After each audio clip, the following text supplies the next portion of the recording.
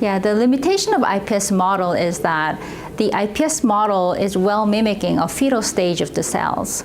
So people are kind of concerned about using iPS model for modeling the late onset diseases, such as Alzheimer's disease or other dementia.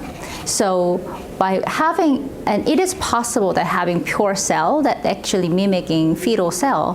However, if we culture in an more organoid format or the bunch of mixed culture that mimicking the brain, there are possibility that these cellular interaction accelerate for the cellular maturity that could potentially study late onset diseases. And another thing is that we would like to emphasize that we are first studying the genetic model. So carrying genetic that is permanent in a genome, and that how those genetic variants that influences a brain cell as a cell autonomous matter is also important aspect.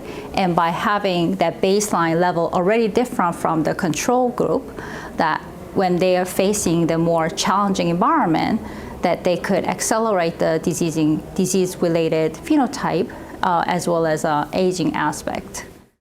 We are also working on these organoid model as well as a chimeric model. So we injecting human iPS-derived cells to the mouse brain and to see whether we can more mimicking better for aging aspect, as well as other in vitro and challenge that we try in a dish to an in vivo environment, having amyloid and tau, especially for the Alzheimer's disease, how those different glial cell responds to these challenging environment.